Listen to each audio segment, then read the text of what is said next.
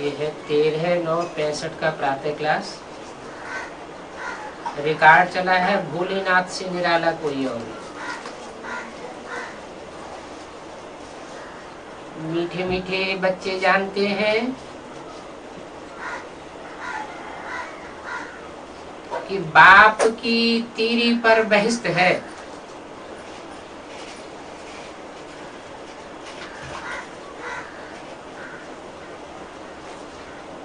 कौन बच्चे नहीं जानते, सिर्फ मीठे मीठे बच्चे जानते हैं। क्यों?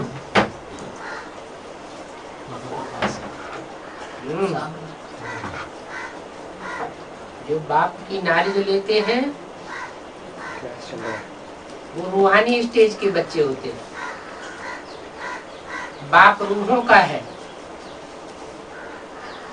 वो रूहानी स्टेज में रहने वाला सदाशिव है, तो बच्चों को भी रूह की स्टेज में रहना पड़ेगा। रूहानियत चेहरे से, चलन से और बोल से देखने में आती है।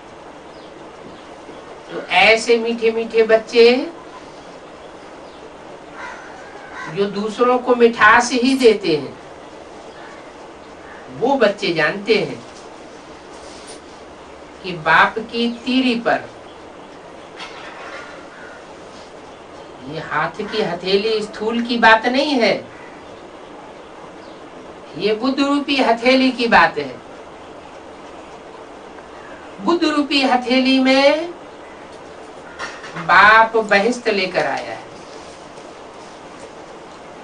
क्योंकि बाप रचयिता तो जरूर नई दुनिया अथवा स्वर्ग ही रचेंगे।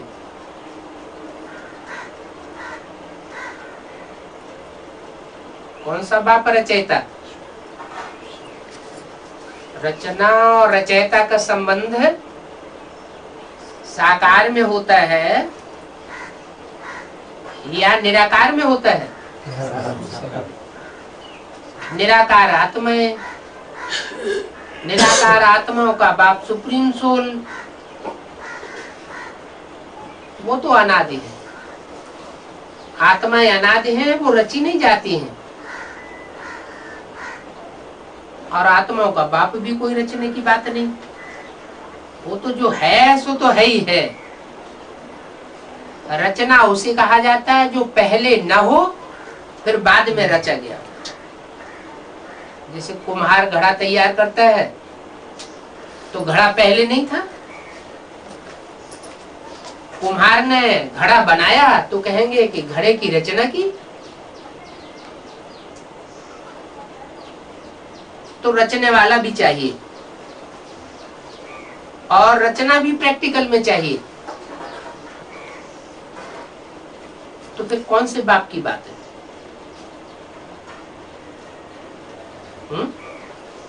बाप रचयिता तो जरूर नई दुनिया या स्वर्ग ही रचेंगे। सुप्रीम सोल बाप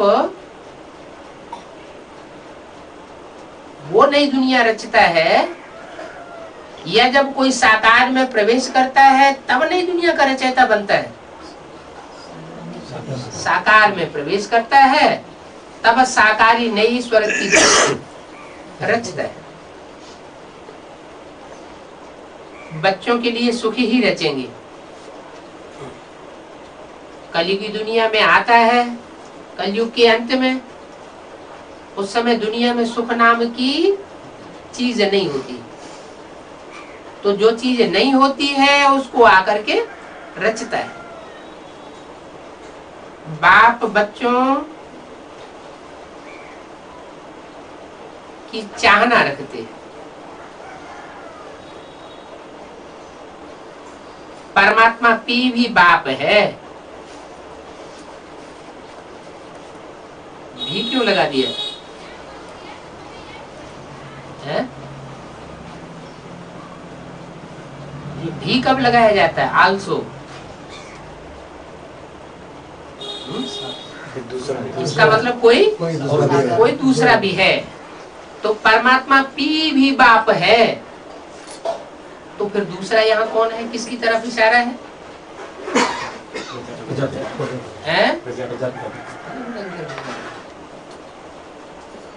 परम पिता फिर किसे कहेंगे? परम पिता, परमात्मा। परम पिता परमात्मा ऐसे थोड़ी कहते, परमात्मा परम पिता, क्या कहते हैं? परम पिता परमात्मा। जैसे कहते हैं शिव शंकर, तो पहले शिव फिर शंकर बना। जो बड़ा है, मुख्य है, वो पहले, और जो गौण है वो बाद में। तो बिंदु बिंदु आत्माओं का पिता वो सब का पिता है। कीट, पशु, पक्षी, मनुष्य, सब आत्माओं का पिता है। उसका कोई पिता होता नहीं। और फिर परम पिता के बाद नंबर आता है परमात्मा। आत्मा कैसी? परमात्मा। किससे भेंट की गई? कंपैरिजन किससे किया गया? आत्माओं के साथ। आत्माओं के साथ कंपैरिजन कब किया जाएगा? समान के साथ कंपैरिजन किया जाता है, या जिसका कोई तालमेल ही न बैठता हो उसके साथ कंपैरिजन किया जा सकता है। सुप्रीम सोल का किसी के साथ तालमेल नहीं बैठता, उसके लिए ये कंपैरिजन नहीं है। उस आत्मा के लिए कंपैरिजन नहीं है। क्या? परम आत्मा।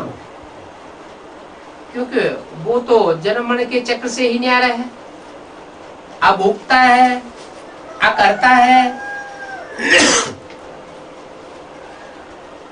वो अगर कुछ करेगा पाप पुण्य तो उसको भोगना भी पड़ेगा। तो भेंट होती है आत्माओं की आत्माओं के साथ, तब उन आत्माओं के बीच में कोई परम पार्टधारी है। वो कौन है? प्रजापिता, हीरो पार्टधारी। तो आत्माओं के बीच में जो परम पार्ट बजाने वाली आत्मा है, उसके लिए बोला परमात्मा पी भी बाप है।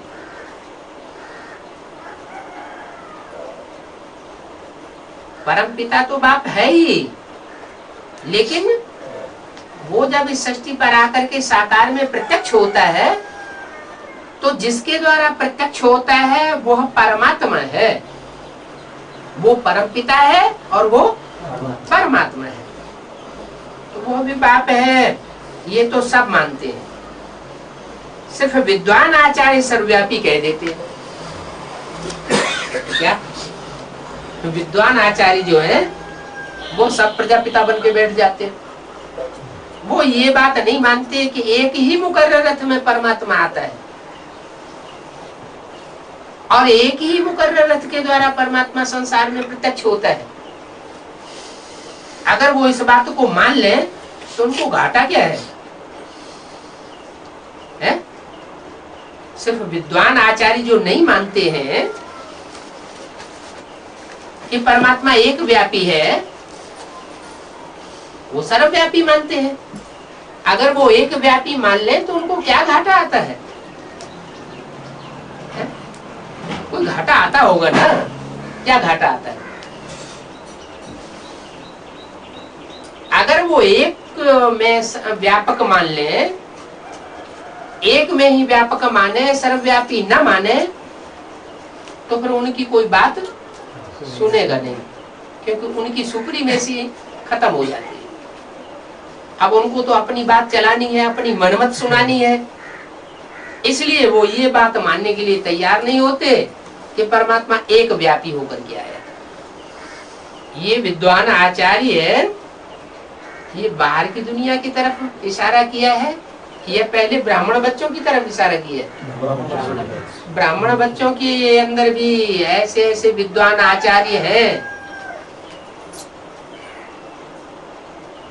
वो ये बात मानने के लिए तैयार नहीं है। क्या? कि सुप्रीम सोल बाप एक मुकर्रर रथ में प्रत्यक्ष होता है। वो सर्वव्यापी कह देते हैं। अंग्रेजी में भी कहते हैं सब आपस में भाई भाई है।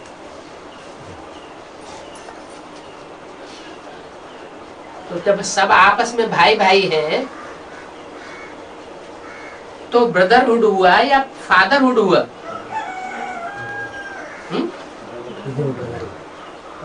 सब भाई भाई है ना, तो उनका बाप एक चाहिए ना। परंतु अंग्रेजी में जो कहने वाले हैं क्रिश्चियंस मोस्टली, उनकी आत्मा पर दृष्टि नहीं जाती है, क्योंकि वो आत्मिक स्वरूप को जानते ही नहीं। वो ऐसे नहीं कहते हैं कि हम सब आत्माएं भाई भाई हैं, समझते हैं मनुष्य मात्र सब भाई भाई हैं। फीमेल आपस में बहने हैं और मेल आपस में भाई भाई है। तो ये देहभान से कहते हैं, या आत्माभिमानी होके कहते हैं। देहभान से स्त्री पुरुष का जब भान आया, या भाई बहन का भी अगर भान आया, तो आत्मिक स्थिति पक्की नहीं कही जाएगी। बाप समझाते हैं तुम आत्माएं भाई भाई हो। क्या? जब तुम आत्मिक स्थिति में हो तो तुम सब भाई भाई हो। ये तुम किसको कहा? ब्रह्मा कुमार कुमारियों को कहा, या शिववंशी बच्चे जो रुद्रमाला के मणके हैं उनको कहा? उनको कहा जो आज सिर्फ आत्मिक स्थिति वाले हैं, जिनकी स्त्री पुरुष की भान समाप्त हुआ पड़ा है या समाप्त होने वाला है। तो बाप उन बच्चों को इमर्ज करके उनसे बात करते हैं, तुम आत्माएं भाई भाई हो, बाप से वर्षा लेने के हकदार हो। क्या? तुम जो रुद्र के बच्चे हो, रुद्रमाला होती है ना, उसमें सिर्फ मुख दिखाए जाते हैं, धड़ नहीं दिखाया जाता है, ये नीचे का या शरीर नहीं दिखाया जाता। माने उनमें देहभान, लास्ट स्टेज में उनमें देहभान नहीं रहेगा। जैसे परमात्मा शिव रूहानी स्टेज वाला है, ऐसे वो बच्चे भी रूहानी स्टेज वाले होंगे। तो ऐसे रूहानी बच्चे जो है वो आपस में जो भाई भाई हैं, वो वर्षा लेने के हकदार हैं। क्या? विष्णु के बच्चे हकदार नहीं है वर्षा लेने की। जो विजय माला बनेगी, उस विजय माला में जो बच्चे होंगे वो वर्षा बाप का लेने के हकदार नहीं है। वो रानियों का वर्षा ले सकते हैं, राजाई का वर्षा नहीं ले सकते। ये रुद्रमाला के जो मणके हैं, आत्म की स्थिति वाले हैं, वो परमात्मा बाप की राजाई का वर्षा लेने के हकदार है। वेद के बाप से सुख और शांति के वर्षे के हकदार हैं। सतयुग में शांति और सुख दोनों थे। 12 सुख धाम था तो बाकी सब शांति धाम में थे। क्या? भारत में विदेश में क्या अंतर बताया? असली भारतवासी कौन है? नहीं, जो सुख का वर्षा लेते हैं, जीवन मुक्ति का वर्षा लेते हैं, माने जीवन में रहते रहते ही दुख दर्दों से मुक्ति हो जाती है। जिंदगी, ये शरीर भी रहे, जीवन भी रहे, शरीर छूट न जाए। तथाकथित ब्रह्मा कुमार कुमारियों का क्या होता है? शरीर छूट रहा, क्योंकि उनके बाप का ही शरीर छूट गया। वो जिसको बाप मानते हैं, ब्रह्मा को क्या मानते हैं? वो माई बाप मानते हैं। तो उनका ही शरीर छूट गया तो सारी वंशावली कैसी होगी?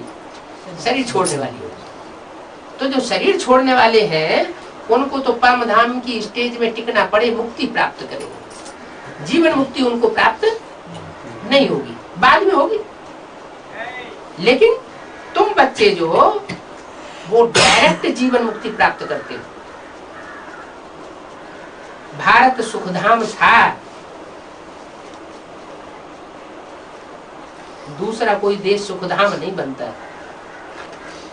क्या सुख का धाम कोई दूसरा देश नहीं बनता है जहां सुख ही सुख हो, दुख का नाम निशान न हो। ऐसा कोई देश नहीं बनता सिवाय भारत के। तो जब भारत सुखधाम होता है तब जितने ये दूसरे धर्म खंड हैं, दूसरे धर्म पिताओं ने जहां अपनी धारणाएं फैलाई है, वो सब शांति धाम में निवास करते हैं। क्या तो सत्युग आदि होगा तो सत्युग आदि में वो रुद्रमाला के मण के राज्य करेंगे और उनकी आत्मिक स्थिति में रहने वाली प्रजा होगी, वो सारी सूर्यवंशी होगी।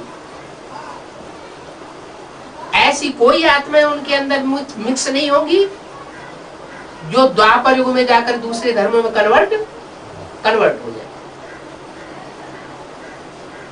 लक्ष्मी नारायण का ही राज्य था। अभी तो सबके लिए दुखधाम।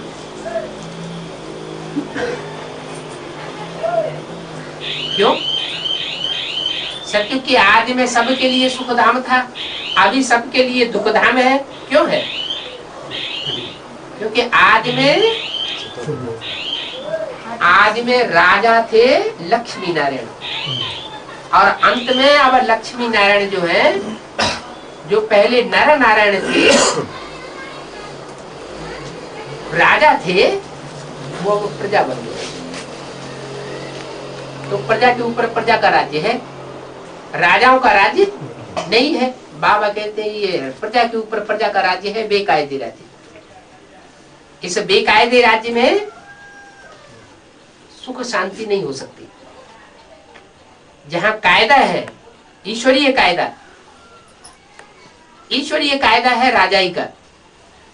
जहां कोई राजाई नहीं है, कोई धनी धोरी ही नहीं है, तो वहां सुख शांति का सवाल होता ही नहीं। कोई शांति मांगे, बोलो ये कोई शांति धाम थोड़े ही है जो तुम शांति मांगते हो। यहाँ तो थोड़ी देर हाथ पांव बांध करके कोई बैठ जाएंगे, बिंदी की याद में बैठ जाएंगे, थोड़े समय के लिए शांति हो जाएगी। वो भी जितनी उनकी प्रैक्टिस होगी निसंकल्पीय स्टेज में टिकने की, उतनी शांति हो जाएगी। बाकी सदा काल की शांति तो यहाँ हो नहीं सकती, क्योंकि ये है ही अशांति धाम। दुख धाम में तो न सुख होता है और न शांति होती है। होती भी है तो अल्पकाल की होती है। सत्युग को कहा जाता है सुख धाम। क्यों? त्रेता में सुख धाम नहीं कह सकते हैं? सत्युग को ही क्यों कहा जाता है सुख धाम?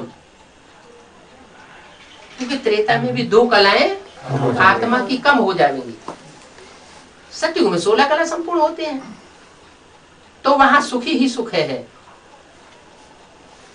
और त्रेता में दुख तो नहीं होता है, लेकिन सुख की कोटि कम हो जाती है। कितनी सहज बात है। ये बाबा जो खुद मालिक था, ये भी भूल गया। किसकी तरफ इशारा किया है? ये है बाबा, ब्रह्मा बाबा की तरफ इशारा किया। शिव बाबा ने बोला कि यह बाबा जो खुद मालिक था, सतयुग में कृष्ण के रूप में जन्म लेगा, बड़ा होकर के नारायण बनेगा ना, 16 कला संपूर्ण नारायण बनेगा ना। तो जो खुद मालिक था यह भी भूल गया। 84 जन्म लेते लेते पतित बनना ही है। इनको भी पतित बनना है। तुम्हारी बुद्धि में है 84 जन्म हम ही लेते हैं। क्या ये तुम्हारी बुद्धि में है? क्यों? तुम्हारी बुद्धि में है, और यह जो मालिक था उसकी बुद्धि में नहीं है। क्यों? है? कम साल का बच्चे। हाँ, उनके 50 वर्ष कम हो जाते हैं। तो तुम्हारी बुद्धि में है कि हम 84 जन्म ही लेते हैं। उन सत्संगों में लाखों मनुष्य जाते हैं और करोड़ों उन सत्संग कराने वालों के फॉलोअर्स हैं। उनका एम ऑब्जेक्ट कुछ भी नहीं है। क्या कॉलेज की पढ़ाई होती है, एम ऑब्जेक्ट होता है कि डॉक्टर बनेंगे, मास्टर बनेंगे, टीचर बनेंगे, वकील बनेंगे, जज बनेंगे। लेकिन ये जो गुरु लोग पढ़ाई पढ़ाते हैं उनका एम ऑब्जेक्ट कुछ भी नहीं होता। कौन से गुरु लोगों की बात की होगी? बाहर की दुनिया वालों की। बाबा बाहर की दुनिया वालों को पढ़ाई पढ़ा रहा है क्या? तो किन गुरुओं की तरफ इशारा किया है? ब्राह्मणों की दुनिया में जो सत्संग लगाए रहे हैं, मेगा प्रोग्राम कर रहे हैं, कॉन्फ्रेंस कर रहे हैं, बड़े बड़े मेले लगाते हैं, उनमें जो भाषण करते हैं, उन भाषण करने वालों से पूछो तुम्हारा एम ऑब्जेक्ट क्या है, तुम क्या बनना चाहते हो और क्या बनाना चाहते हो, तो क्या बताएंगे? नर से नारायण बनेंगे। है? वो कहते हैं कि हम नर से नारायण इसी जन्म में बनेंगे। वो दीदी राजियां जब भाषण करती है तो ये बात बताती है कि यहाँ जो पढ़ाई पढ़ाई जाती है प्रजापिता ब्रह्मा कुमारी ईश्वर विश्वविद्यालय में, वो इसी जन्म में नर से नारायण बनाती है? अगले जन्म शरीर छोड़ जाओ फिर अगले जन्म। अब ऐसा कोई बुद्धू स्टूडेंट होगा है जो ये समझ के बैठ जाए कि डॉक्टरी की पढ़ाई हम इस जन्म में पढ़ेंगे, वकालत की पढ़ाई हम इस जन्म में पढ़ेंगे और अगले जन्म में जाके डॉक्टर और वकील बनेंगे? कोई पढ़ेगा? तो वहां कोई एम ऑब्जेक्ट होती नहीं। वो देहधारी धर्म गुरु लोग जो पढ़ाई पढ़ाए रहे हैं ब्राह्मणों की दुनिया की ही बात है। क्यों? बाहर की दुनिया की बात क्यों नहीं? नहीं, बाहर की दुनिया की बात इसलिए नहीं है कि जब से हम ज्ञान में आए हैं तब से बाबा ने सिखाया है आप मुए मर गई दुनिया। हम तो उस पुरानी दुनिया जो भस्म होने वाली दुनिया है, हम उससे हमने अपने को खत्म कर दिया। हमारा उस दुनिया से अब कुछ लेना देना नहीं है। भस्म होने वाली दुनिया में हमारी बुद्धि आंख नहीं जाती। अगर हमारी आंख जा भी रही है तो जो ब्रह्मा के पुत्र हैं, ब्रह्मा कुमार कुमारियां हैं, उनके लिए थोड़ी आस है कि आज नहीं तो कल तो सुधर जाएंगे। तो उनके जो गुरु हैं उनके लिए बात बताई, उनका एम ऑब्जेक्ट कुछ भी नहीं है, लेकिन उनके फॉलोअर्स करोड़ों। और हम इतना समझाते हैं एक एक को, 100 को समझाएंगे तब कहीं एक ऐसा निकलता है जो रेगुलर स्टूडेंट बनता है। तो उनके करोड़ों फॉलोअर्स होते हैं, क्योंकि वो तो मजमा इकट्ठा कर लेते हैं लाखों करोड़ों का और उनको भाषण दे देते हैं, तो उनके फॉलोअर्स बन जाते हैं। तो उनमें और हमारे में क्या फर्क हुआ सत्संग में? है? हाँ, उनकी तो बहुत हुजूम हो जाता है। और 5 पांडव तो 5 ही होते हैं। वो तो संख्या में इतने होते हैं कि उंगलियों पर गिने जा सकते हैं।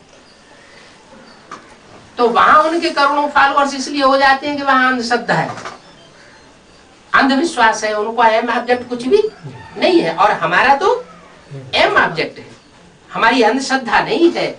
हम तो प्रैक्टिकल बात बताते हैं, मुरली की ही बात बताते हैं और शास्त्रों की ही बात बताते हैं। गीता में भी ये बात आई है क्या कि भगवान ने अर्जुन को कौन सा ज्ञान दिया? नर से नारायण, और नारी को, द्रौपदी को नारायण ही बनाने का ज्ञान दिया। तो गुरु से क्या मिलता है वो उनके फॉलोअर्स कुछ भी नहीं जानते। बस कह देते हैं सब ईश्वर के रूप है, आत्मा सु परमात्मा। क्या क्या कह देते हैं? आत्मा सु परमात्मा। अरे शंकर क्या होता है? हम सब शंकर हैं। स्थापना, पालना और विनाश ये सब काम हमारा है। हालांकि स्थापना करने वाले को परमात्मा नहीं कहा जाता है, पालना करने वाले को भी परमात्मा नहीं कहा जाता, जो परमात्मा है उसमें तो सुप्रीम सोल मुकर्रर रूप में प्रवेश करके वो कार्य कराता है जो न ब्रह्मा कर सकता है, न विष्णु कर सकता है, न इब्राहिम, बुद्ध, क्राइस्ट, गुरु नानक कोई भी नहीं कर सकते। वो कौन सा काम है? विनाश। हाँ, विनाश कराने के लिए जो पुराने पुराने धर्म गुरु है और धर्म को फॉलो करने वालों का हुजूम है, वो बड़े कट्टर होते हैं। उनका विनाश कराना, पुरानेपन का विनाश कराना कोई सहज काम नहीं है। वो धर्म पिताएं आए, उन्होंने पूर्व के जो उनसे पहले का जो धर्म था उसका अपोजिशन नहीं किया, उसको नष्ट नहीं किया, अपनी धारणाएं सुना दी। जैसे घड़े में दूध भरा हुआ हो, नहीं विष भरा हुआ हो, तो द्वापर युग में आकर के तो देवताएं विशेष हो जाते हैं ना। तो उस विष भरे घड़े में उन्होंने थोड़ा अपना सात्विक ज्ञान, परमधाम से आई हुई नई आत्मा है, तो वो सात्विक ज्ञान डाल दिया। तो विष भरा घड़ा है, उसमें थोड़ा सा दूध चुल्लू पर डाल दो, हालांकि वो दूध भी उतना स्वच्छ नहीं है, तो क्या वो घड़ा जो है उसमें कोई परिवर्तन आएगा? वो दूध भी क्या हो जाएगा? वो विष हो जाएगा। तो जो जो धर्म पिताएं आए उन्होंने अपनी अपनी धारणाएं, नई नई धारणाओं की स्थापना कर दी, लेकिन पुरानेपन का विनाश करने का किसी में ताकत नहीं आई। तो ये जो कार्य जो कोई नहीं कर सकता है, वह कार्य जिसके द्वारा किया जाता है वही परमात्मा है। जो ऊपर बताया क्या, परमात्मा पी भी बाप है। मैं हूं बिंदु बिंदु आत्माओं का बाप, और वो है मनुष्य सृष्टि का बाप। कौन? प्रजापिता।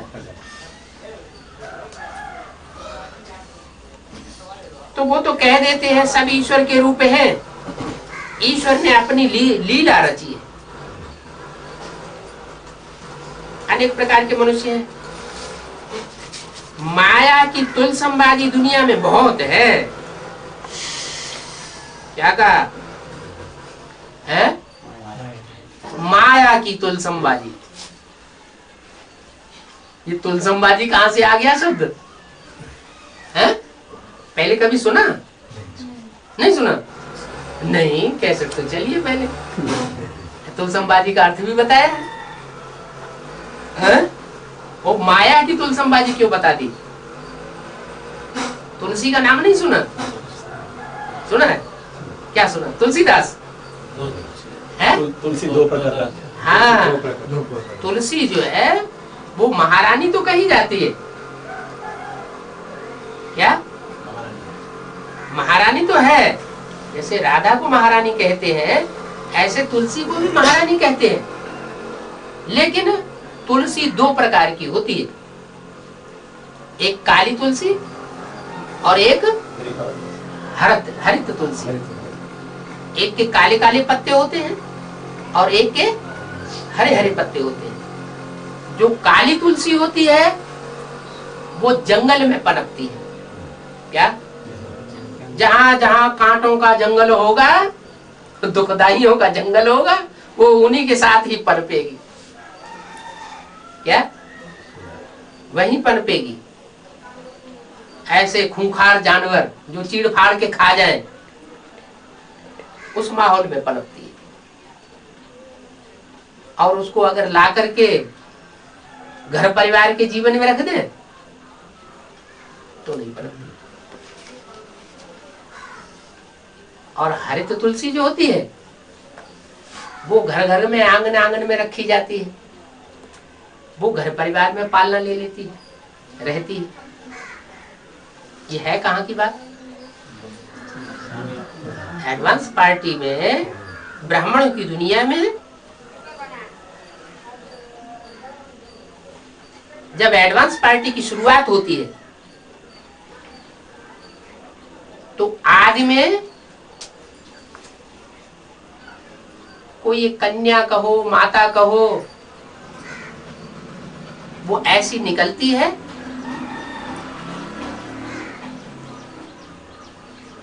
जो ईश्वर का विशेष सहयोग देती है। एडवांस पार्टीशन 76 की ही बात नहीं है, वो आत्मा यज्ञ के आदि में भी थी, जिसके लिए बाबा मुरली में कहते हैं एक पहले भंगिन आती थी यज्ञ के आदि में, सत्संग में आके बैठ जाती थी, बाबा के आके गले चिपट जाती थी सबके सामने, माने गले का हार बन जाती थी। क्या गले का हार बन जाना माने माला में नंबर तो क्या, तो ऐसा जो पार्ट बजाने वाली थी उसको बाद में भंगी लोग इकट्ठे हुए और झगड़ा करके उसको ले गए। तो 76 में भी वो आत्मा दोबारा जन्म लेकर के आती है और फिर शुरुआत में फाउंडेशन उसी के द्वारा पड़ता है, जिसको दुनिया ठुकराती है। बाप उसको हरिजन को क्या करते हैं, गले लगाते हैं। हरिजन किसे कहते हैं, सूत्रों को हरिजन कहते हैं ना, तो बाप आकर के उनको गले लगा लेते हैं। लेकिन आज की गवर्नमेंट में भी देखा जाता है, क्या देखा जाता है, हरिजनों को गवर्नमेंट में ऊंचे ऊंचे पदों पर रखते जा रहे हैं, और जो सवर्ण लोग हैं, ऊंची कास्ट के लोग, जिनका ऊंचा खून माना जाता है समाज में, उनको प्रेफरेंस नहीं दे रहे। तो रिजल्ट क्या हो रहा है, जो शासन तंत्र चल रहा है उसमें भ्रष्टाचार बढ़ रहा है। वो तो भ्रष्टाचार कहते हैं पैसे के लेन देन को। हम ब्राह्मणों की दुनिया में भ्रष्टाचार किसको कहा जाता है?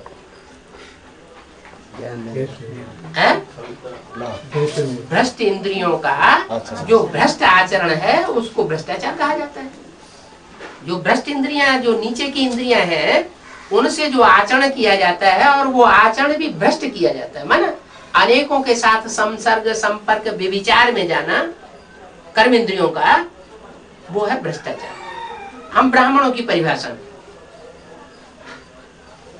तो चाहे एडवांस पार्टी की आदि कहो और चाहे यज्ञ के आदि की बात कहो, यज्ञ स्थापना की बात, दोनों में वो आत्मा पार्ट बजाती है। शुरुआत में फाउंडेशन उसके द्वारा पड़ती है, लेकिन थोड़े समय फाउंडेशन रहने के बाद अपने पूर्व जन्म के स्वभाव संस्कार के आधार पर वो आत्मा वापस उसी कांटों के जंगल में चली जाए। लेकिन जो फाउंडेशन पड़ा उसका फायदा ये होता है कि वो जो हरित तुलसी है वो आ जाती है ज्ञान, जो घर घर में आरोपित की जाती है, लेकिन उसको आंगन में रखा जाता है। क्या अंदर नहीं रखा जाता है, बेडरूम में? कहीं देखा तुलसी को कभी बेडरूम में नहीं रखा जाता, बाहर बैठती है। क्यों? अगर चैतन्य रूप है तुलसी का तो चैतन्य में किसको बाहर बैठाया जाता है और कौन अंदर बैठते हैं? बाहर बैठाया जाता है। तो मीरा दासी कहो, कुछ ऐसा ब्राह्मण जीवन में चलते चलते कोई न कोई ऐसी गलती हो जाती है जिसकी वजह से वो दास दासी पद मिल जाता है। अच्छा, सबसे श्रेष्ठ दास दासी कौन होते हैं? माँ बाप। तो राजघराने में भी दो प्रकार की महारानियां गाई हुई है। कोई राजा होता है, उसके राज्य में एक होती है राजमाता और एक होती है राजरानी। क्या राज्य की कंट्रोलिंग किसके हाथ में होती है? राजमाता के हाथ में कंट्रोलिंग तो होती है, लेकिन वहां जो गद्दी बैठ लगाई जाती है, उस गद्दी में साथ में कौन बैठता है? राजरानी साथ में बैठती है। और बाजू में एक ऊंची कुर्सी दिखाई जाती है जहाँ राजमाता बैठती है। तो माता हुई ना, माना दास दासियों में सबसे ऊंचा पद प्राप्त करने वाली वो हुई तो दासी ना। तो दो प्रकार की हो गई देवियां। क्या? विष्णु रूप में जो महालक्ष्मी का जो पार्ट कहा जाता है, उसमें दो लक्ष्मी हो गई। एक लक्ष्मी वो जो राजमाता बनती है, और एक लक्ष्मी वो जो राजरानी बनती है। माना जो वैष्णो देवी है वो राजरानी बनती है, और रुद्रमाला की जो माता है, जिसे जगदम्बा कहा जाता है, जो सारी मनुष्य सृष्टि का बीज है माता के रूप में, वो राजमाता बनती है।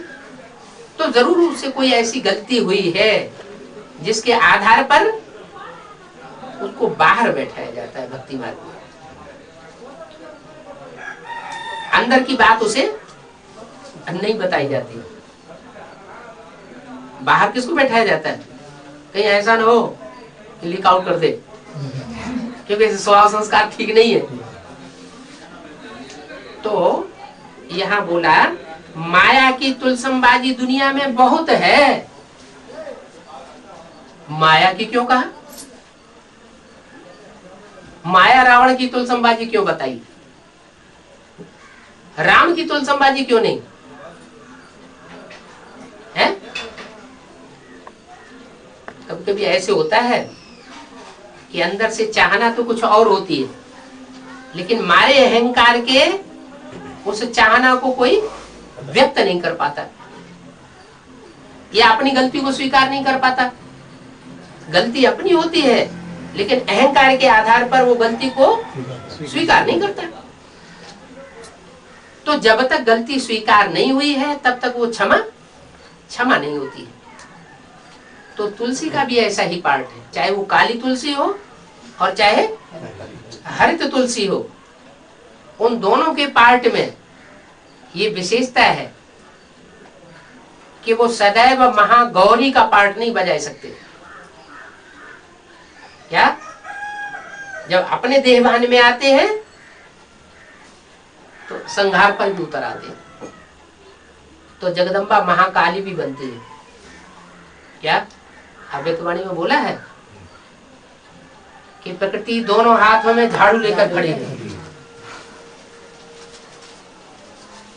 इसका मतलब विनाश के लिए तैयार खड़ी है। तो विनाश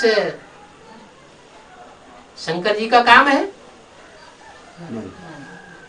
या शक्तियों का काम है? क्यों? शंकर द्वारा विनाश गाया हुआ है, शक्तियों द्वारा विनाश गाया हुआ है कहीं? शक्तियों को संहार कारिणी कहते हैं। शंकर जी जो है वो तो याद में रहने वाला जीवड़ा है। याद में रहना, मनसा शक्ति से सारा कार्य कराना, ये बहुत ऊंची बात। वो मनसा की पावर से जितने भी असुर हैं उन सबका संहार करा देना, ये शंकर का काम है। खुद नहीं करता है, शक्तियों के द्वारा कराता है। अब चूंकि तौल में देखा जाए तो स्त्री में ज्यादा देहभान होता है या पुरुष में ज्यादा देहभान होता है? देह का होना ज्यादा किसको होता है? स्त्री जाति में देह का होना ज्यादा होता है। इतना ज्यादा होता है कि वो उसके सामने पुरुष को झुकना पड़े। स्त्री कोई ऐसी स्टेज होती है जहां स्त्री झुकती नहीं। हाँ, कोई सुपर्णखा पुतना होगी तो वो दूसरी बात है ना? तो वो भी एक प्रकार का जो देहभान है, वो देहभान को त्याग नहीं पाती पूरा। मैंने जैसे चलाया जाए वैसे नहीं चल पाती। तो वो तुलसमबाजी बाबा ने शब्द बोला कि माया की तुलसमबाजी दुनिया में बहुत है। ये सारी दुनिया में जो भी माया की तुलसमबाजी बनाने दिखाने वाले हैं वो बहुत हैं, थोड़े नहीं हैं। यहाँ बाप कहते हैं बच्चे मैं तुमको फिर से वो ही सहज राजयोग सिखा रहा हूं। कौन सा? जो यज्ञ के आदि में सिखाया था वो ये फिर से सिखा रहा हूं, जिससे तुम फिर से राजाई प्राप्त कर सकते हो। ड्रामा तुमको पुरुषार्थ अवश्य करावेगा। कौन सा पुरुषार्थ? राजाई प्राप्त करने का पुरुषार्थ ड्रामा तुमको जरूर कराएगा। ड्रामा अनुसार बाप को भी आना पड़ता है, आना पड़ता है क्या? आना नहीं चाहते, आना पड़ता है पतित दुनिया को पावन बनाने के लिए। माने इस पतित दुनिया में, इस छीछी दुनिया में, इस बेविचारी दुनिया में बाप आना नहीं चाहते, फिर भी आना पड़ता है। किस लिए आना पड़ता है? क्योंकि उनका पार्टी है पतितों को पावन बनाना। अब वो चाहे काली तुलसी हो और चाहे हरित तुलसी हो, कुछ पतित पने का कार्य हो जाता है तो उन पतितों को पावन बनाने के लिए बाप बांधा हुआ है। तो मुझे आना पड़ता है पति दुनिया को पावन बनाने के लिए। बाप आत्माओं को बैठ समझाते हैं क्या? ये माया की तुलसमबाजी वाली बात जो है, जो आत्मिक स्थिति में स्थित होने वाले बच्चे हैं वो ही समझ सकते हैं। जो देवाना वाले होंगे वो अंत तक इसका अपोजिशन करेंगे कि हम नहीं मानते ये तुलसमबाजी का ये अर्थ होता है। क्यों अपोजिशन करेंगे? क्योंकि वो है तुलसी की भगत। जब बाप आया हुआ है तो बाप को मान्यता देना चाहिए या देवियों को मान्यता देना चाहिए? बाप को मान्यता देना चाहिए। मान्यता क्या? अगर श्रीमत की बातों में कहीं टकराव हो जाता है,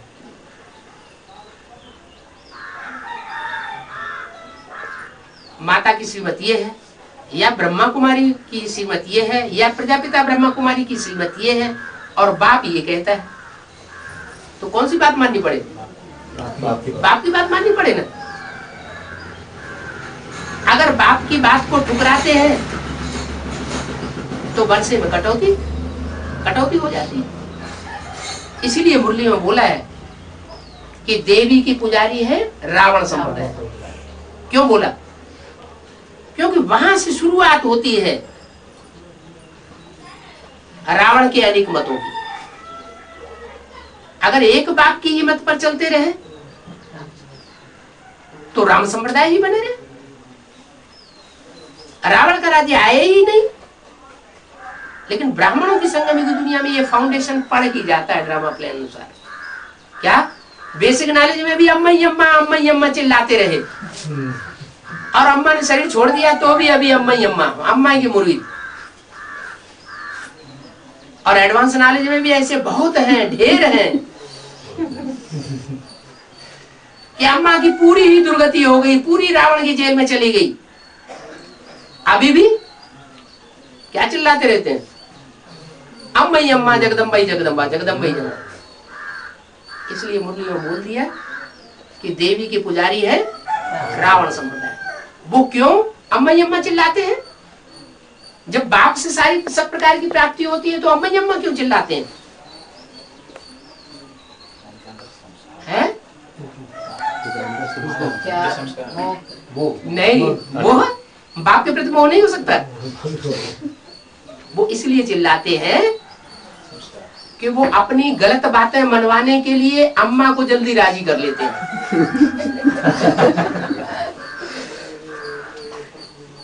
बाप उनकी बातों के छलावे में नहीं आता। अम्मा की इतनी दूरदृष्टि नहीं है कि इन बच्चों की सब बातें मान लेने से विश्व का कल्याण हो जाएगा। बाप की दूरदृष्टि होती है। तो बाप त्रिमूर्ति के चित्र में सत्य रूप में बैठा हुआ दिखाया गया और माँ ब्रह्मा लूज रूप में बैठी हुई दिखाई गई। दुनिया में भी देखा जाता है, बच्चा कितना भी हत्यारा हो, लुच्चा लफंगा हो, दुष्ट हो, माँ उसको अपनी गोद से अलग नहीं करना चाहती। और बाप देखेगा कि बच्चा अपने कंट्रोल में नहीं है, दुष्टता देने वाला है, दूसरे भाई बहनों को तंग करने वाला है, धुनाई कर देगा। तो ये जितने भी दूसरे धर्मों के नारायण हैं, जो कम कला के नारायण बनते हैं, जो द्वापर युग से दूसरे धर्मों में कन्वर्ट हो जाते हैं, वो बाप को मान्यता नहीं देते। क्या इसको मान्यता देते हैं? माँ को, ब्रह्मा को मान्यता देते हैं। मरते मरते मर जाएंगे, लेकिन अम्मा ही अम्मा गीता का भगवान बना रहेगा। ब्रह्मा को ही गीता का भगवान कहेंगे। वो गीता का भगवान उनकी बुद्धि में शिव शंकर भोलेनाथ बैठ नहीं सकता, और गीता का भगवान शिव शंकर भोलेनाथ उनकी बुद्धि में नहीं बैठेगा, तो गीता ऐसी योग्य बन नहीं सकती कि वो बाप से वर्षा दिला सके। गीता तू सच्ची गीता है। मुरली में क्या बोला? गीता तू सच्ची गीता है। इसका मतलब ये हुआ कि जगदम्बा का पार्ट बजाने वाली अंदर से सच्ची है, लेकिन माया की जो तुलसमबाजी है ना, वो तुलसमबाजी उसकी अपनी नहीं है। किसकी है? माया की। माया बेटी ने उसकी बुद्धि को ऐसा भ्रमित कर दिया कि बाप की बात मानने की बजाय अपने बच्चों की तरफ धुर जाती है। यज्ञ के आदि में भी ऐसे हुआ था। विनाश ज्वाला यज्ञ कुंड से प्रज्वलित हुई थी। बाप, ब्रह्मा और ब्राह्मण बच्चे निमित्त बन गए। कोई ने माँ का पक्ष लिया और कोई ने बाप का पक्ष लिया। जो बाप का पक्ष लेने वाले थे वो सूर्यवंशी बच्चे जो थोड़े से थे यज्ञ के आदमी, वो चले गए, क्योंकि उस समय नारिश तो थी नहीं। और जो माँ को फॉलो करने वाले बच्चे थे, वो तो 7 नारायणों की जो प्रजा है वो तो ढेर सारी होती है, 7 धर्मों की। एक धर्म से कनेक्टेड 12 श्रेष्ठ आत्माएं निकलती हैं माला में। 12 सत्य कितने? 84। तो ये 84 जमघंट हैं दूसरे धर्मों के। इनकी बुद्धि में ये बात बैठती नहीं है क्या कि परमात्मा बाप पतित पावन है, संघ के रंग से पतितों को पावन बनाने वाला है। और वो अंत तक इस बात का अपोजिशन करते हैं। कौन? घंट। क्या मंदिर में जाते हैं? है? तो घंट बजेगा पहले। शिव शंकर के मंदिर में जाएंगे या शिवलिंग के मंदिर में ही जाएंगे तो वहां तो बहुत घंटे होते हैं, तो घंटे बजाएंगे। उनकी बुद्धि में घंटे क्यों बजाते हैं? उनकी बुद्धि में, भक्तों की बुद्धि में बैठा हुआ है कि शंकर पार्वती जो है वो हमारी तरह पड़े हुए होंगे, तो उठ के बैठ जाओ, हम आ रहे हैं। भक्त तो भक्त है। तो दूसरे धर्मों में जो कन्वर्ट होने वाली जो भी आत्माएं हैं ब्राह्मण परिवार में, वो सब भक्त हैं। और ज्ञानी आत्माएं सूर्यवंशी। सूर्यवंशियों को जो वर्ण करते हैं वो चंद्रवंशी भी वर्ण करने के बाद सूर्यवंशी बन जाते हैं। तो तो ये दो ग्रुप हैं, सूर्यवंश और चंद्रवंश। जब झगड़ा शुरू होता है तो चंद्रवंश भी विरोधी बन जाते हैं, क्योंकि ज्ञान चंद्रमा स्वतः ही विरोधी बन जाता है। चंद्रमा में सूर्य में क्या फर्क विशेष देखने में आता है? ऊपर नीचे जाता है? चंद्रमा ऊपर नीचे जाता है। हाँ, चंद्रमा की रोशनी कम और ज्यादा होती है, और सूर्य की रोशनी कम और ज्यादा होने का सवाल नहीं है। माना वो अनिश्चय बुद्धि नहीं होता है, और चंद्रमा नीचे ऊपर होता है। सबसे जास्ती जन्म कौन लेता है, ब्रह्मा या कोई दूसरी आत्मा है? सबसे जास्ती जन्म मरण के चक्र में कौन आता है? निश्चय निश्चय के चक्र में कौन आता है? ब्रह्मा। तो ब्रह्मा की सोल अभी भी निश्चय निश्चय के चक्र में आ रही है। भले वो बीज रूप स्टेज धारण करके प्रजापिता में प्रवेश करती है, और प्रवेश करने के बाद भी जैसे ही वो प्रवेशता से मुक्त होती है, वो गुलजार दानी में प्रवेश कर जाती है सूक्ष्म शरीर से, तो देवान आ जाते हैं। सूक्ष्म देवान भी होता है। तो सूक्ष्म शरीर से जब वहां प्रवेश करती है तो फिर बुद्धि पलट जाती है। तो ये मां का मोह जल्दी खत्म नहीं होता। तो ये है माया की तुलसंबाजी। माया ने सारी दुनिया को अपने पंजे में फंसाए रखा है। सारी दुनिया में जगत पिता और जगदम्बा भी आए जाते हैं, लेकिन जगत पिता में मुकर्रर रूप से प्रवेश है कौन? शिव बाप, जिसे मायापति कहा जाता है, प्रकृतिपति कहा जाता है। तो जिसमें शिव प्रवेश है वो माया के कंट्रोल में आएगा, प्रकृति के कंट्रोल में आएगा, या प्रकृति को और माया को कंट्रोल करके छोड़ेगा? कितनी भी तुलसंबाजी दिखाए, लेकिन वो कंट्रोल में आने वाला नहीं है। और अभी तो अव्यक्त वाणी में भी ये बात बोल दी, क्या कि माया अब थक गई है, प्रकृति भी थक गई है, तंग आ गई है। तो माया थक गई है तो वो जान चुकी है कि अब हमारा राज्य अब जाने वाला है। अब कोई गुंजाइश नहीं है। और प्रकृति, माया और प्रकृति के बीच में ज्यादा बुद्धिशाली कौन है? माया बुद्धिशाली, इतनी बुद्धिमान है कि वो ऐसा पासा फेंकती है कि अगर हम बाप से नहीं मिल सकते तो हम किसी को नहीं मिलने देंगे। चाहे तुम भट्टी करो चाहे भट्टा करो।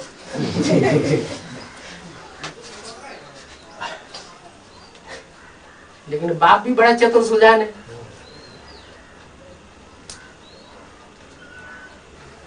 माया कितनी भी तुलसंबाजी फैलाए, लेकिन बाप बच्चों से मिलकर के ही रहेगा, क्योंकि मुरली में बोला हुआ है फादर है, और फादर से कहे, सिर्फ कहे और कभी मिले ही नहीं, वो फादर कैसे हो सकता? सारी दुनिया की जो भी आत्माएं हैं सबसे आकर के मिलते हैं। तो जब जो बच्चे बाप के घर में जाकर के निश्चय बुद्धि बनते हैं, जन्म लेते हैं, उन बच्चों से बाप नहीं मिलेगा। लौकिक दुनिया में भी घर में बच्चा पैदा होता है तो माँ मुखड़ा देखे या न देखे, लेकिन बाप जरूर देखेगा। माँ बीमार पड़ जाती है, हॉस्पिटल में पड़ी हुई माँ बीमार है, अचेता अवस्था में है, वो पता भी नहीं चलता उसको बच्चा पैदा हुआ कि नहीं हुआ, लेकिन बाप उसका मुखड़ा जरूर देखता है। तो माया बुद्धिशाली है, प्रकृति जड़त्वमयी है। प्रकृति को इतना अकल नहीं है। भले वो जगत की माँ है, लेकिन जगत पिता के मुकाबले उसमें बुद्धि उतनी नहीं है। तो बुद्धि न होने की वजह से माया की चक्री में आ जाती है। जो माया रावण के संप्रदाय हैं वो उसे बरगलाए लेते हैं। किसको? प्रकृति माता को बरगलाए लेते हैं। जब बुद्धि को ही बरगलाए लिया, किसी की बुद्धि को बस में कर लो, फिर उसे चाहे जैसे काम करवाते रहो। तो दोषी कौन हुआ? असली दोषी कौन है, माया या प्रकृति? भले प्रकृति सारी दुनिया का विनाश करा देगी, जब तंग हो जाएगी तो क्या करेगी? सारी दुनिया का विनाश करा देगी, सारे ब्राह्मण परिवार का विनाश कर, चाहे बी के हो चाहे पीबी को हो, सब स्वाहा। क्या इतनी ताकत है? क्योंकि बाप की पहली रचना है कौन? प्रकृति, जगदम्बा, सारे जगत की माँ, वो फर्स्ट रचना है, तो पावरफुल तो होगी ना, श्रेष्ठ रचना नहीं है। क्या पुरुष की पहली रचना कौन होती है? स्त्री। लेकिन उसकी श्रेष्ठ रचना कौन होती है जो वर्षा पाती है? बच्चा। क्योंकि जो माता है, माता का चोला ही इस तरह का है कि वो सब कुछ अपना अपने बच्चे के प्रति अर्पण कर देती है। क्या बच्चा कैसा भी हो, दुष्ट से दुष्ट क्यों न हो, लेकिन अपने बच्चे को सब कुछ अर्पण कर देगी। पति की भी बात न माने, लेकिन बच्चे की तरफदारी जरूर लेगी। तो ऐसे ही प्रकृति है, प्रकृति ही इन सारी बातों का, परंपराओं का फाउंडेशन डालती है। प्रकृति भले रावण के पंजे में है, लेकिन प्रकृति माता का दोष नहीं है। इस सारी सृष्टि को द्वापर युग से पलूट किया है प्रकृति को दूसरे धर्म के फॉलोअर्स ने। प्रकृति माता को पलूट करना, ये गीता का खंडन करना, ये बहुत खराब बात है। कोई बच्चा हो और माता का ही पति बन के बैठ जाए, तो इससे ज्यादा महापाप कुछ और होगा क्या? होगा है? कोई बच्चा हो और वो माता का पति बन के बैठ जाए, तो इससे बड़ा पाप कोई होता है क्या? नहीं होता। तो इतने जघन्य अपराध करने वाले उस माता को अपने कंट्रोल में लेकर के बैठते हैं। और जब ये बात बोली जाती है मुरली में कि सीता अभी रावण की जेल में है, तो कहते हैं हम नहीं इस बात को मान सकते, क्योंकि सीता को कंट्रोल करके बैठे हुए हैं। तो मानेंगे क्यों? कोई अपने को चोर डकैत भले हो, लेकिन वो अपने को स्वीकार करता है? अगर उसके सामने तुम चोर हो तो भी गुस्सा आ जाएगा।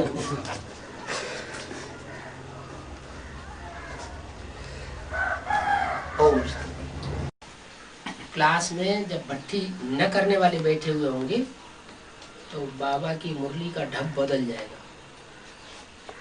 जितने ज्यादा ऐसे लोग बैठे हुए होंगे उतना ढब बदल जाएगा। अगर पूरे ही पक्के सारे ही भट्टी करने वाले पके हुए पीवी के बैठे होंगे तो बाबा की वाणी पीवी के लिए चलेगी। अगर कोर्स लिया है, एडवांस भट्टी नहीं की है, तो मीडियम साइज की चलेगी। और अगर कोर्स भी न लेने वाले, बिल्कुल ही अनिश्चय बुद्धि है, ऐसे लोगों की संख्या ज्यादा बैठी होगी, तो जनरल पब्लिक की वाणी चल जाएगी। जो गुहे राज है वो नहीं खुलेंगे।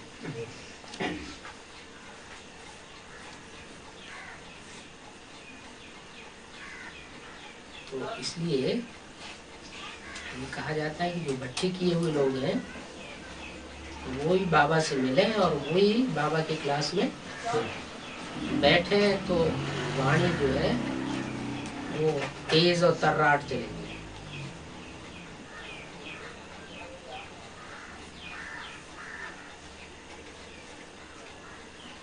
कभी कभी ऐसा भी होता है, कोई बांधेली माताएं जिन्होंने भट्टी नहीं कर पाई है, लेकिन निश्चय बुद्धि बड़ी पक्की होती है, तो जैसे कोई अपवाद होता है एक्स्ट्रा ऑर्डिनरी, उनकी बात अलग है। भाइयों में भी कोई कोई ऐसे होते हैं, भले भट्टी नहीं की है, क्या भले उनकी भट्टी की छाप नहीं लगी है, तो वो 2-4 को एडवांस कोर्स दे करके ज्ञान में खींच लेते हैं, इतने पक्के मजबूत हो जाते हैं। तुम सीता को कंट्रोल करके बैठे हुए तो मानेंगे क्यों? कोई अपने को चोर डकैत डाले हो, लेकिन वो अपने स्वीकार करता है, अगर उसके सामने कोई गुस्से हो रहा हो तो उनको गुस्सा आ जाएगा।